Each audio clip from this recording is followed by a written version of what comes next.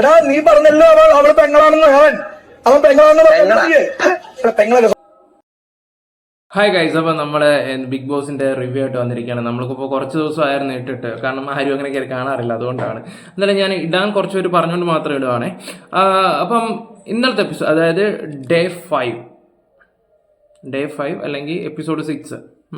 അപ്പം തുടക്കം തന്നെ മോർണിംഗ് ഒരു 10 മണി കാണിച്ചുകൊണ്ടിരിക്കുന്ന നമ്മുടെ ഗബ്രിയലും ജാസ്മിനും കൂടെ ഒരു സോഫ ഇരിക്കുന്നു, രണ്ടും കൂടി ഇങ്ങനെ സംസാരിക്കുന്നതായിട്ടായിരുന്നു.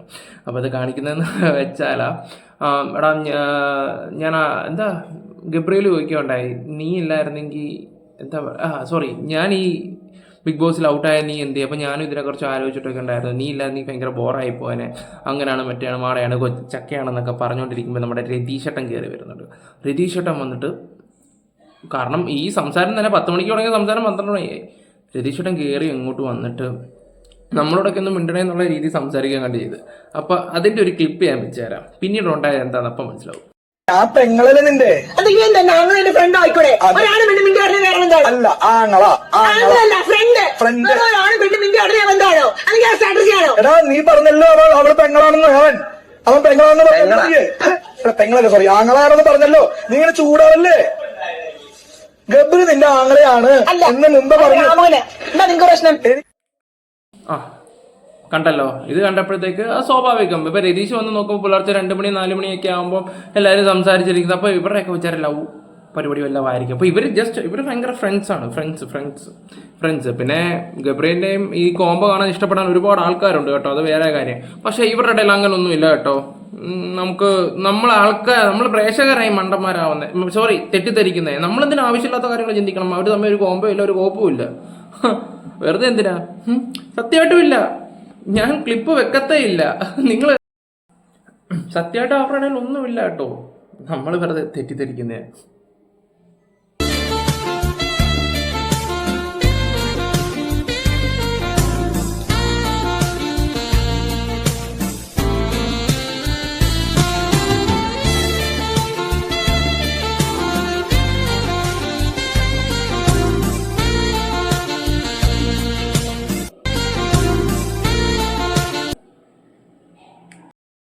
അത് കഴിഞ്ഞപ്പോൾ പിന്നെ അൻസിമയും രതീഷും കൂടെ സംസാരം വെച്ചാൽ നോർമലി ടോക്ക്.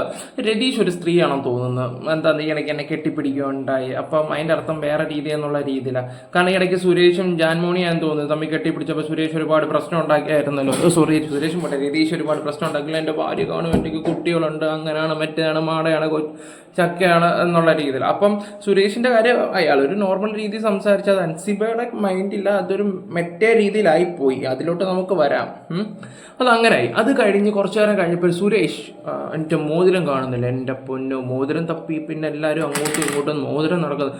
പുള്ളി ഇപ്പം മോതിരം തപ്പി ഇങ്ങനെ കുറേ നേരം നടന്നുകൊണ്ടിരിക്കുമ്പോഴത്തേക്ക് നൂറയുടെ ബാഗും കൂടി എനിക്ക് സെർച്ച് ചെയ്യണം, അങ്ങനെയാണ് മറ്റേ. അപ്പോഴത്തേക്ക് കുറച്ച് സംസാരം കാര്യങ്ങളായി. കുറച്ചു നേരം കഴിഞ്ഞപ്പോൾ ലാലൻ്റെ സ്ക്രീനിലോട്ട് വന്നിട്ട് പറയുന്നത് സുരേഷിൻ്റെ ഈ മോതിരം ഉണ്ട്, അങ്ങനെയാണെന്ന് പറഞ്ഞപ്പോഴത്തേക്ക് എല്ലാവരും ചമ്മിപ്പോയി. അത് പിന്നെ അവിടെ അങ്ങ് നിന്ന്. അത് കഴിഞ്ഞപ്പോഴാണ് പ്രശ്നം വരുന്നത്. പ്രശ്നമൊക്കെ വരട്ടെ, അതവിടെ നിൽക്കട്ടെ. അതിനു മുമ്പ് നമുക്ക് പിന്നെ ഒരു കാര്യം കൂടെ, പിന്നെ ഒരു ഗെയിം ഇല്ല. നമ്മുടെ കുബേരൻ പടത്തിനകത്ത് ദിലീപ് ഇങ്ങനെ നിൽക്കത്തില്ലേ, അപ്പോൾ അതുപോലെ നിൽക്കണം. എന്നെ കൊണ്ടൊന്നും പറ്റത്തൊന്നുമില്ല. ചുമ്മാ ഇങ്ങോട്ട് ഇടം മോനെ തക്കട് കുട്ട മുത്തേന്ന് പറഞ്ഞാൽ നമ്മളപ്പോൾ തന്നെ വീഴും, ഫ്ലാറ്റ് ചിരിക്കുകയും ചെയ്യും. അപ്പോൾ നമ്മുടെ കാര്യം അതൊന്നും പറ്റത്തൊന്നുമില്ല. അതുകൊണ്ട് നമ്മളത് ഇരിക്കാനും പറ്റത്തില്ല. അപ്പോൾ ഇവരുടെ ആ ഗെയിം കഴിഞ്ഞതിന് ശേഷമാണ് എല്ലാവരും കൂടെ കൺഫറൻസ് റൂമിൽ അവിടെ ഒക്കെ വന്നിരുന്നപ്പോഴാണ് വരാനുള്ള റീസൺ ജയിൽ നോമിനേഷൻ. അതിനൊപ്പം എല്ലാവരും കുറ്റം പറയുന്ന മൊത്തം രതീഷിൻ്റെയും അവിടെ എവിടെയൊക്കെ അങ്ങനെ കാര്യമാണ് കൂടുതലും പറയുന്നത്. അതിൻ്റെ ഇടയ്ക്കാണ് അൻസിബ ഇങ്ങോട്ട് വന്നിട്ട് പറയുന്നു സുരേഷ് ഏട്ടൻ മറ്റേതാണ് എന്നുള്ള രീതിയിൽ രതീഷ് പറഞ്ഞെന്നുള്ള രീതി വന്നപ്പോഴത്തേക്ക് സുരേഷിൻ്റെ ഒരു നോട്ടം ഭാവമൊക്കെ ഉണ്ടായിരുന്നു. അപ്പോൾ അതിൻ്റെ ഒരു ചെറിയൊരു ക്ലിപ്പ് ഞാനിപ്പോൾ നിങ്ങൾക്ക് വെച്ച് തരാം, നിങ്ങളത് കാണും.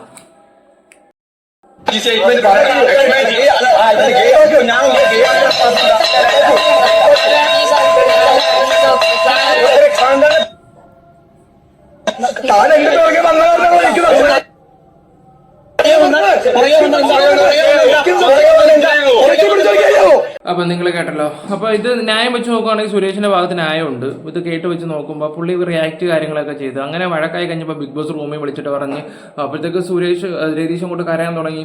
അങ്ങനെയാണ് മറ്റേയാണ് മറിച്ചാണെന്ന് പറഞ്ഞപ്പോഴത്തേക്ക് ബിഗ് ബോസ് പറഞ്ഞ് തന്റെ നാടകം ഇവിടെ നിർത്തുമെന്ന് പറഞ്ഞപ്പോഴത്തേക്ക് അയാൾ ശരി ബിഗ് ബോസ് ശരി. ഇത് കാണുമ്പോൾ നമുക്ക് പിന്നെ ചിരി വരാതിരിക്കുമോ? അത്രയും സെന്റിമെന്റ്സ് അടിച്ചിട്ട് സുരേഷ് തന്റെ നാടകം നിർത്താതിരിക്കുന്നു. ശരി ബിഗ് ബോസ് ശരി ബിഗ് ബോസ്. അത് കഴിഞ്ഞ് അപ്പം എന്താ പറയാ, അതങ്ങനെ അങ്ങ് പോയി എപ്പിസോഡ്. പിന്നെ അത് കഴിഞ്ഞിട്ട് പിന്നെ ജയിലിലോട്ട് ആര്, നമ്മുടെ ജിൻഡോയും രതീഷും കൂടെ കയറി ഒരു പണിയൊക്കെ കൊടുക്കുകയൊക്കെ ചെയ്തു ബിഗ് ബോസ്. നമ്മുടെ ഉള്ളി ഉണ്ടല്ലോ, ഈ കൊച്ചുള്ളിയൊക്കെ ഇരുന്ന് അരിഞ്ഞത് അരച്ച് കൊടുക്കണം. അപ്പം അത് ഒരു 3-4 മണിക്കൂർ ഇരുന്ന പൊളിയിലായിരുന്നു. പക്ഷെ ആ ഒരു പൊളി എന്ന് പറഞ്ഞ ഒരു ജിമ്മൻ എത്രമാത്രം കോമഡി. ഈ നമ്മുടെ എന്താ മറ്റേ പുള്ളിക്കാരനുണ്ടല്ലോ, അമർ അക്ബർ അന്തോണിക്കകത്തെ എന്തോ വലിയ പോട്ടെ, അദ്ദേഹത്തിനൊക്കെ കടത്തി ഇവനൊക്കെ സിനിമ വന്ന് വേറെ ലെവലാവും. അതേ ഒരു കോമഡി ഫീൽ ആയിരുന്നു രാത്രി മൊത്തം. അപ്പം ഒരു 3 മണിക്കൂർ എന്റർടൈൻമെന്റ് ആയിരുന്നു സത്യം പറഞ്ഞാൽ, എനിക്ക് ഫീൽ ചെയ്ത് ലൈവ് കണ്ടപ്പോൾ. അപ്പോൾ അതങ്ങനെ പോയി ഇന്നലത്തെ എപ്പിസോഡൊക്കെ ആയിട്ട്. പിന്നെ നമ്മുടെ ജാസ്മിനും മറ്റേ ചെക്കൻ്റെ ഫാൻസൊക്കെ ഉണ്ടല്ലോ, ലവ് ആയിട്ട് ജാസ്മിൻ പോവുകയാണെങ്കിൽ ഇത് വലിയൊരു അടിയായിരിക്കും. ഓക്കെ, അപ്പോൾ ഇന്നത്തെ എപ്പിസോഡ് ഇവിടെ കഴിഞ്ഞു. അപ്പോൾ അടുത്ത വെറുപ്പീരായിട്ട് നാളെ വരാം.